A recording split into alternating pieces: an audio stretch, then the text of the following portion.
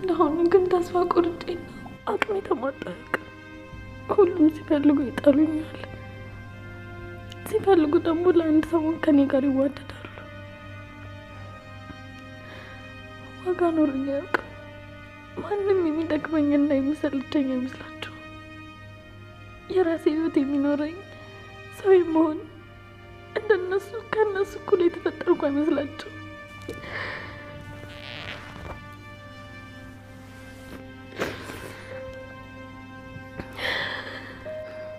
እንደነሱ የሚርበኝ አይመስላቸው።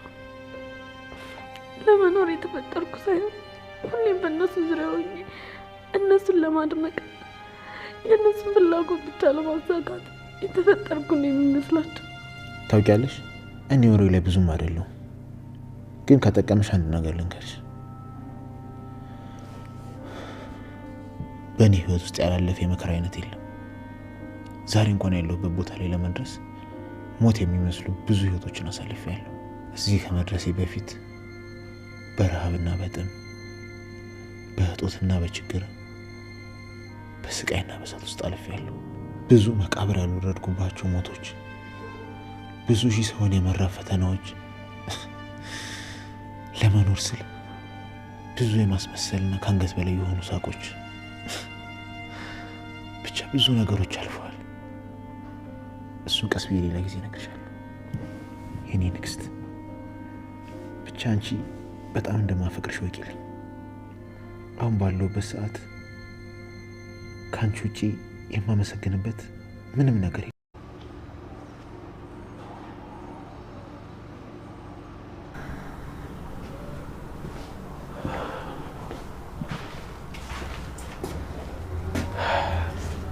እሺ ያው መጥቻለሁ።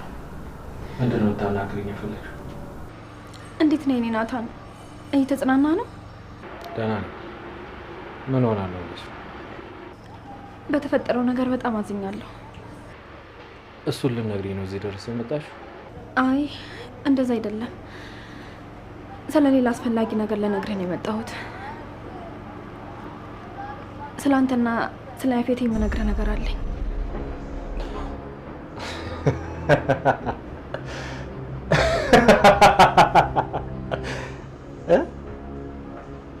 ስለ እኔና ስለ ያፌት?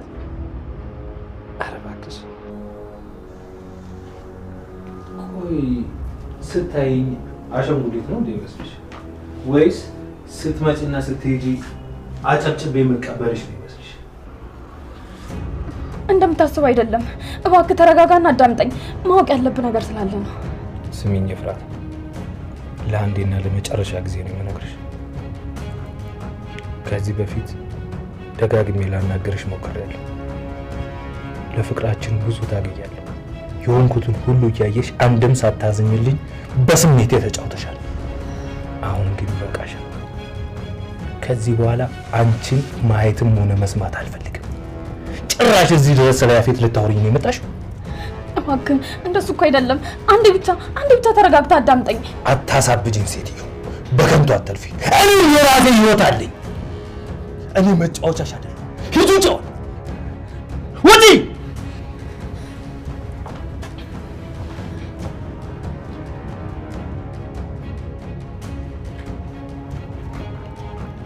የኔ ናታን፣ እኔ ነው ሂጂ ውጭልኝ አልከኝ? አዎ እንጂ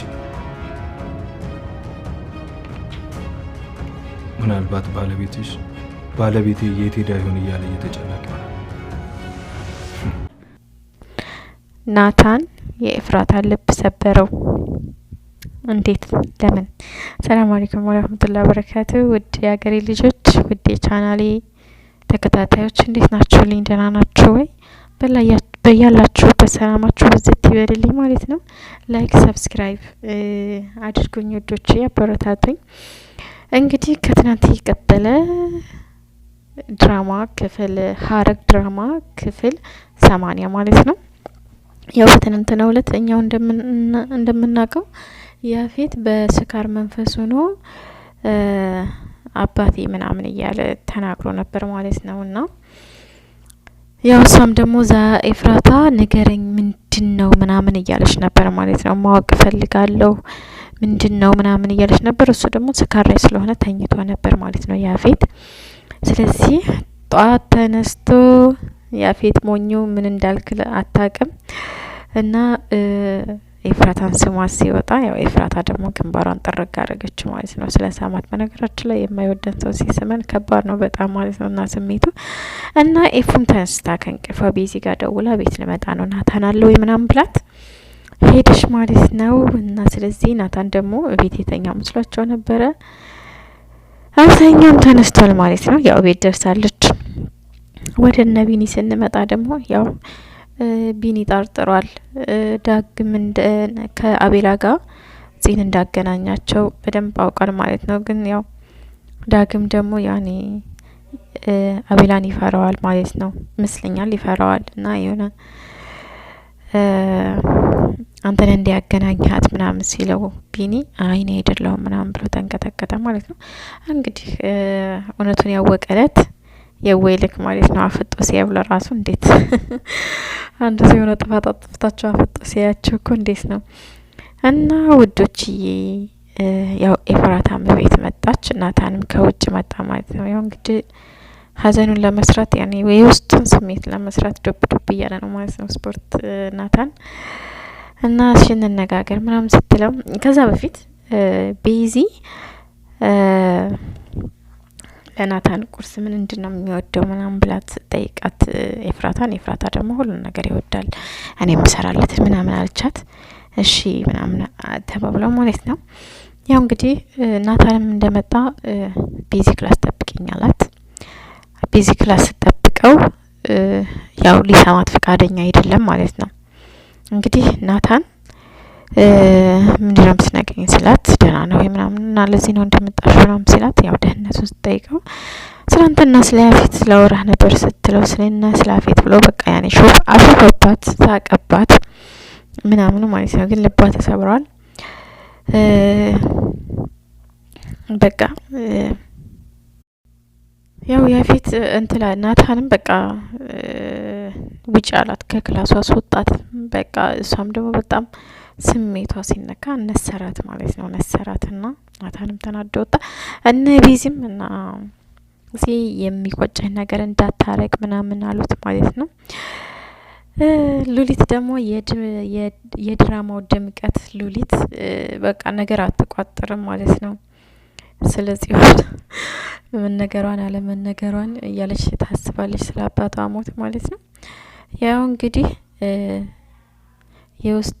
ያፌትም የውስጥ ሰላይ አድርጓታል እንዲሰልል አድርጓታል ማለት ነው። እና ያው እና ደግሞ ቤዚ ገብቷታል ሉሊት እያስፈራራቻቸው መሆኑን እያስፈራራቻት መሆኑን ከቃሏ ተረድታለች። እና ቤዚም ደግሞ የሆነ ነገር ማድረግ አለብኝ ምናምን ብላ እያለች ነበረ። እና ደግሞ ጧት ላይ ቢኒ መጣና ያው እዚህ ደግሞ ያኔ ቁጭ ብድግ አለች ማለት ነው። ቁጭ ብድግ ስትል እኔ ለራሷ አሳቀች ማለት ነው። ቤዚም እየሳቀች ነበረ። እና ቁርስ እኔ እሰራለሁ ብሎ ቁርስ ሊሰራላችሁ ነበረ። ያው እንግዲህ የወንዶቹ ሽንኩርታቸውን እያለቃቀሰው ምናምን ማለት ነው። ቁርስ በሉ።